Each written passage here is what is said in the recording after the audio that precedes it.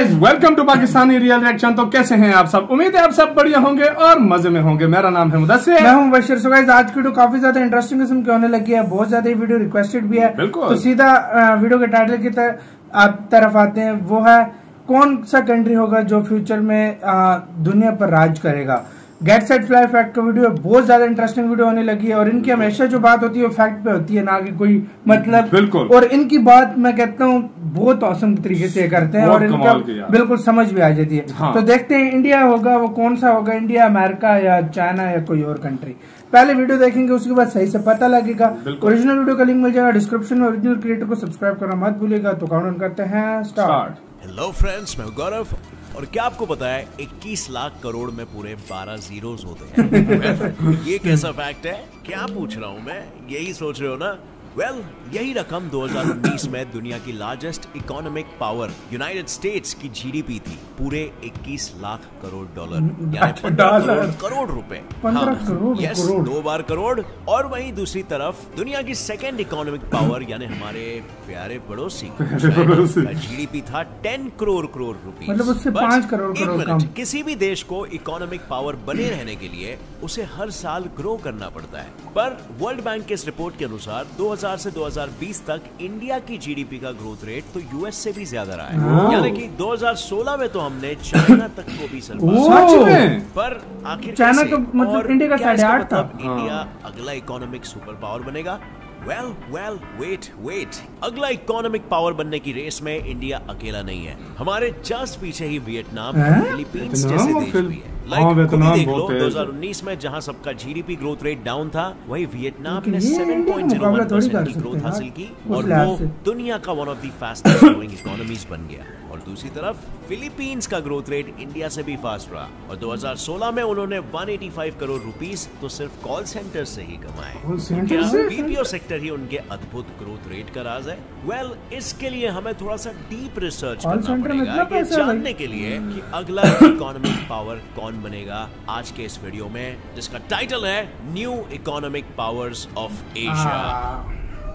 Friends, Google बाबा से मिले हुए सूत्रों के अनुसार अपना ये एशियन कॉन्टिनेंट 2030 तक करीब 60% ऑफ द ग्लोबल ग्रोथ का कंट्रीब्यूटर। जाहिर सी बात है कि उसमें इंडिया का भी बहुत बड़ा योगदान रहेगा। इसीलिए तो हम सबसे पहले शुरू भी इंडिया से ही करेंगे। भाई लोग, जैसे कि आपको पहले से ही पता है, ब्रिटिशर्स ने इंडिया को तकरीबन 200 सालों तक लूटा और फिर हमें कंगाल करके चले गए, जिसके कारण आजादी के वक्त हमारी जीडीपी बहुत ही ज्यादा लो थी और हमें देश को फिर से बिल्ड कराने के लिए दूसरे देशों से काफी कर्ज उठाना। ये बात है। लेकिन कब तक कर्ज ले लेकर हम देश को चलाते हैं? इसीलिए अपने चाचा नेहरू ने रशियन इकोनॉमी से प्रेरित होकर भारत की इकोनॉमी को भी एक सोशलिस्ट इकोनॉमी बना दिया। पर फिर 1990 के दौरान रशिया की इकोनॉमी गिरने लगी, जिसका सीधा असर हमारी इकोनॉमी पे पड़ा, क्योंकि तब हम ट्रेड के लिए रशिया पर बहुत ज्यादा निर्भर थे। और ऐसे में तब 90 में बहुत बुरा हाल हो गया था इंडिया का ना, फॉरेन रिजर्व भी खत्म हो गए। उन कर्जों को चुकाने के लिए हमने इंटरनेशनल मॉनेटरी फंड IMF से पूरे 3275 करोड़ का लोन लिया। लेकिन उसके बाद क्या? अब IMF का कर्ज चुकाएंगे कैसे जब हमारी इकोनॉमी इतनी गिर रही थी? तब एंट्री होती है देश के फाइनेंस मिनिस्टर श्री मनमोहन सिंह, जिन्होंने दूसरे डेवलप्ड देशों को ऑब्जर्व करके हमारी इकोनॉमी को भी एक सोशलिस्ट इकोनॉमी से कैपिटलिस्ट इकोनॉमी में कन्वर्ट कर दिया, जिसके साथ कुछ रिफॉर्म्स भी लाए गए, जैसे कि टैक्सेस को कम कर दिया गया, पब्लिक मोनोपोलीज कम कर दी गई, फॉरेन डायरेक्ट इन्वेस्टमेंट के लिए आसान और ऑटोमेटिक अप्रूवल शुरू कर दिया गया और सबसे इम्पोर्टेंट, भारत को एग्रीकल्चर इकोनॉमी से सर्विस बहुत अच्छा काम किया था। सर्विस बहुत आसान। ये सब क्यों किया गया? इससे आखिर क्या हो जाता? तो बेसिकली भारत एक कृषि प्रधान देश है, यानी हमारा एग्रीकल्चर सेक्टर काफी दमदार है। मतलब सोचो ना, 1950s के दौरान एग्रीकल्चर का देश के जीडीपी में पूरे 54% का कंट्रीब्यूशन था।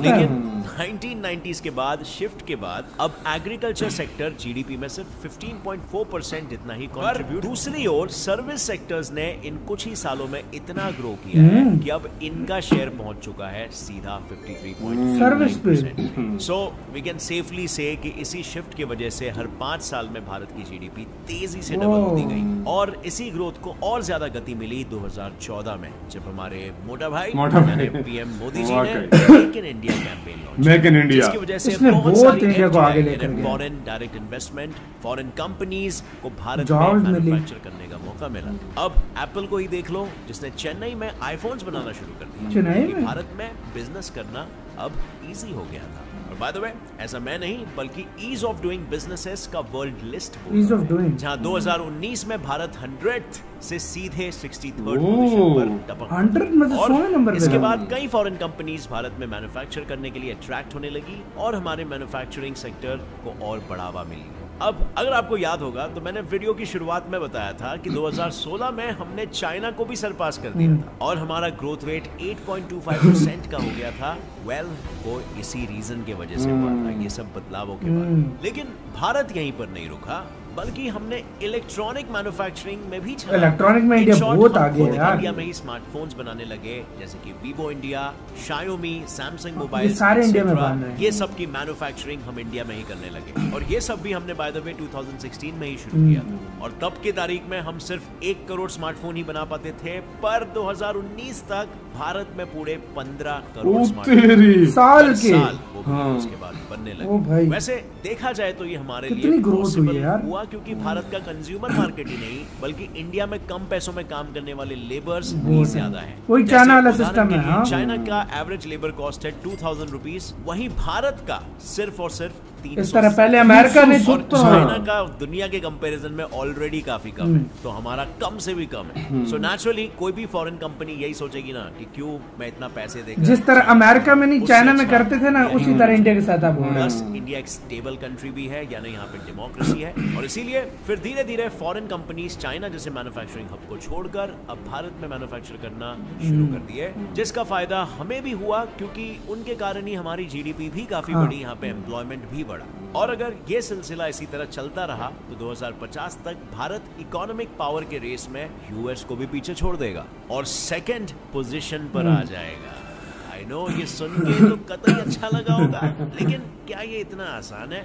बिल्कुल भी नहीं, क्योंकि इंडिया के इकोनॉमिक पावर बनने के रास्ते में कुछ कांटे भी है, जैसे कि करप्शन, इंफ्रास्ट्रक्चर की कमी, सोशियो पॉलिटिकल प्रॉब्लम और यही सब सबसे ज्यादा करप्शन रहे हैं। लेकिन अगर इंडिया ये सब कांटे निकाल के जमीन पे फेंक दे तो हमारा भविष्य बहुत ही उज्जवल है। पर इसी उज्जवल भविष्य के सपने सिर्फ हम ही नहीं बल्कि वियतनाम और भी कई देश देख रहे हैं। और क्या आपको पता है, वियतनाम में तो 1986 तक प्राइवेट बिजनेस करना अलाउड ही नहीं था, लेकिन बस इन्हीं कुछ सालों में आज वहाँ पर 7 लाख से भी ज्यादा प्राइवेट बिजनेसेस ऑपरेट कर रहे हैं। वियतनाम की इतना ग्रोथ बड़ा देखने बदलाव वाली आया है कहाँ से, ये जानने के लिए हमें वियतनाम के जंग और खून खराबे से भरे हुए इतिहास। वियतनाम में अमेरिकन ही जंग की थी ना? अमेरिकन ही, हाँ। जिस तरह वहाँ से भागा ना अफगानिस्तान से, वैसे ही भागा, यहाँ से भी भागा था।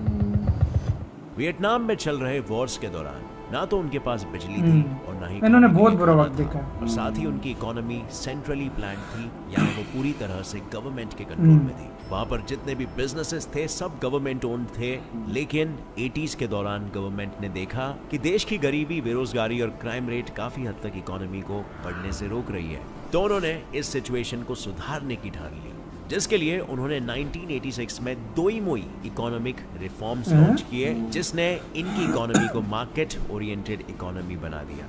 यानी कि सिंपल भाषा में उन्होंने अपनी इकोनॉमी को गवर्नमेंट कंट्रोल से निकालकर दुनिया के लिए ओपन कर दिया और वहाँ के लोगों को खुद का बिजनेस शुरू करने की आजादी भी दे दी। पहले फिर क्या था, जैसे ही प्राइवेट बिजनेसेस करने की अपॉर्चुनिटी मिल गई, वियतनामीज लोगों ने 30,000 से भी ज्यादा प्राइवेट बिजनेसेस खोल दिए एंड 1989 में गवर्नमेंट ने 1200 स्टेट ओन्ड कंपनीज को कम करके 2016 तक 600 कंपनीज तक कर डाला। मतलब यानी कि कंपनीज को प्राइवेटाइज किया और कुछ कंपनीज में सिर्फ गवर्नमेंट शेयर्स रखे गए नाम के लिए, पर चलाने के लिए दूसरों को दे दिया गया, प्राइवेट कंपनीज को, जिससे कि सर्विस और बेहतर हो सके। इसके बाद 1990s में वियतनाम का पहला foreign direct investment law pass किया गया, जिसके बाद कई फॉरेन कंपनीज जैसे कि Samsung, Nestle, Procter and Gamble, Unilever etcetera ने वियतनाम में मैन्युफैक्चरिंग करना शुरू कर दिया।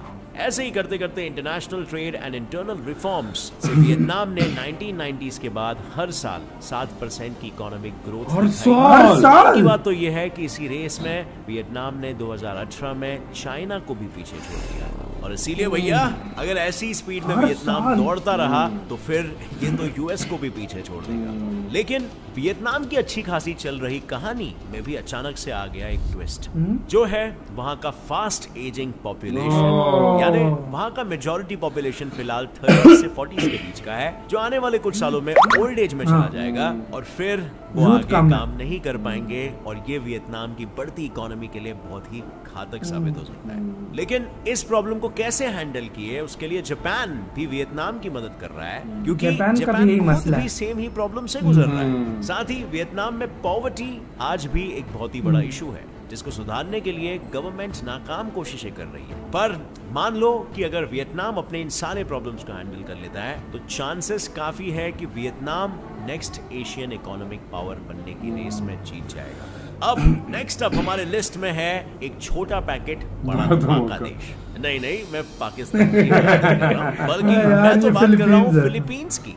और बांग्लादेश छोटा भी पैकेट इसीलिए कहा क्योंकि ये देश भारत से पूरे 11 टाइम्स छोटा है। पर अगर इसकी इकोनॉमी की बात करें तो भारत का जीडीपी पर कैपिटा है 1,55,860 रुपीज, लेकिन सरप्राइज फिलीपींस का जीडीपी पर कैपिटा है 2,58,790, यानी कि सिंपल भाषा में इसकी जीडीपी हमसे ऑलमोस्ट डबल है। और इसीलिए तो कहा गया छोटा पैकेट बड़ा धमाका। पर फिलीपींस भी एक जमाने में भारत की तरह एग्रीकल्चर पे बहुत ज्यादा डिपेंडेंट था, इतना कि उनका 1/3 जीडीपी तो सिर्फ एग्रीकल्चर से ही आता था।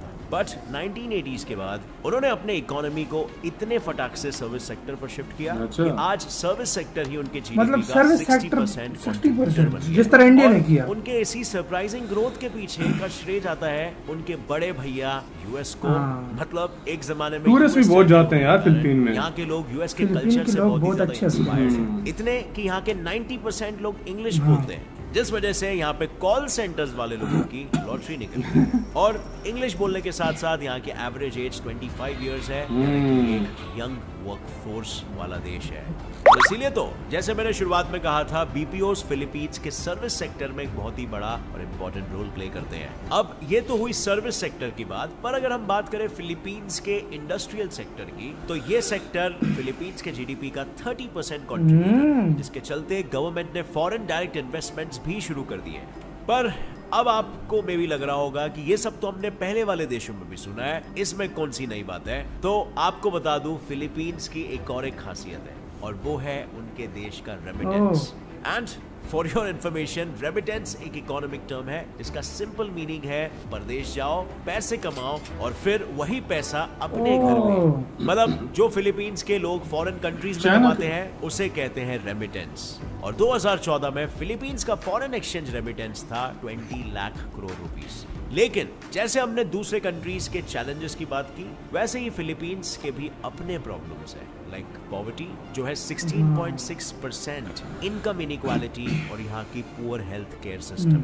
अब फिलीपींस को अगर हर किसी कंट्री में कुछ ना कुछ पंगा है, लेकिन अगर इन सब को ओवरकम कर दिया जाए तो फिलीपींस अगला धमाका बन सकता है एशिया का।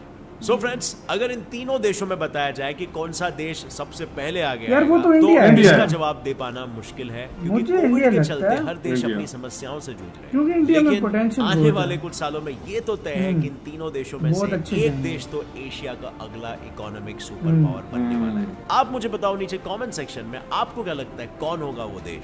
मुझे पर्सनली तो इंडिया पे ज्यादा बिल्कुल हम खुद कंपेयर टू एनी अदर देश। And with that said, अगर ये वीडियो से कुछ भी नया सीखने मिला तो एक लाइक। इसके साथ हुई यार ये वीडियो खत्म। ओरिजिनल वीडियो का लिंक मुझे डिस्क्रिप्शन में। यार मुझे भी जो भरोसा है वो इंडिया पे ही है, सच में, क्योंकि इंडिया ही आ सकता है ऐसे बाई टाइम। सीरियसली मुझे खुद ये लगता है इंडिया मेरा हर लिहाज से आगे जा रहा है। इंफ्रास्ट्रक्चर बहुत है, देख लो, हर चीज बहुत है। हाँ। मतलब इन्वेस्टमेंट में इन्वेस्टमेंट होती जा रही है। हाँ। लेबर जो रेट है वो कम है। देखो भाई, पहले चाइना किस तरह आगे हुआ, अमेरिका को निस्बत उनमें लेबर रेट कम था।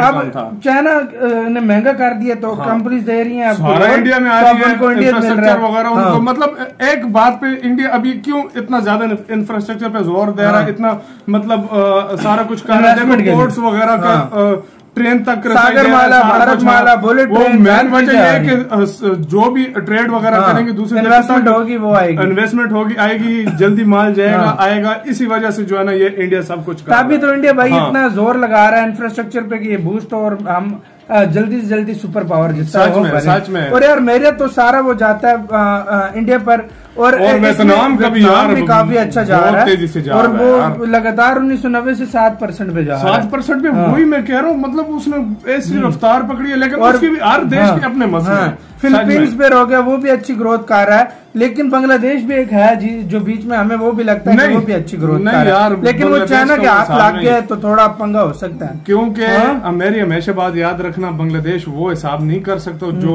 ये दूसरे देश कर रहे हैं। यार भाई वैसे बांग्लादेश की जो पिछले सालों में कुछ सालों में ग्रोथ देखने को मिली है ना, वो बहुत हाई किस्म, वो तो बहुत हाई गई है, लेकिन उनका ज्यादा पता है क्या, ज्यादा किस चीज पे ध्यान दिया हुआ है? टेक्सटाइल पे। वो टेक्सटाइल, वो हर चीज की तरफ नहीं कर रहे ज्यादा उनका टेक्सटाइल। देखो ऑटोमोबाइल सेक्टर उधर है ही नहीं, वो सारा कर रहे हैं ऑटोमोबाइल सेक्टर या इंडिया से मंगवा रहे हैं, लेकिन अगर इनमें चौथा जोड़ा जाए तो मैं बांग्लादेश को जोड़ूंगा, जो बहुत तेजी से एक मतलब और दूसरी बात ये देखो, ऑटोमोबाइल सेक्टर देख लो इंडिया में है, इलेक्ट्रॉनिक्स देख लो है, मोबाइल मतलब हर, और ये सही किया था कि जो एग्रीकल्चर से सर्विस मतलब सेक्टर की तरफ गए, सर्विस में काफी यार ज्यादा बूस्ट भी मारा है, और क्योंकि एग्रीकल्चर में ही थे, अभी एग्रीकल्चर उस निस्बत बहुत ज्यादा है, 15% अभी भी जीडीपी का रखता है, जो कि बहुत ज्यादा है। बहुत बड़ी बात है। उस टाइम देखो 54% था और चीजें नहीं थी, तब वो 54% था, लेकिन अब 15% है, लेकिन फिर भी बहुत ज्यादा। इंडिया का आईटी सेक्टर देखो कहाँ पे है, इंडिया का ऑटोमोबाइल सेक्टर देखो, अब आईटी आप देख लो यार, मतलब कहाँ गया हुआ है, मतलब कहाँ घुसे हुए हैं, मतलब आप खुद अंदाजा लगाओ। तो मेरी बैठ जाती है भाई इंडिया पे, मेरी भी, और वियतनाम जाती है वो कमेंट सेक्शन में जरूर बताइएगा। तो गाइस इधर वीडियो खत्म करते हैं, अपना बहुत बहुत ज्यादा ख्याल रखना, बाय।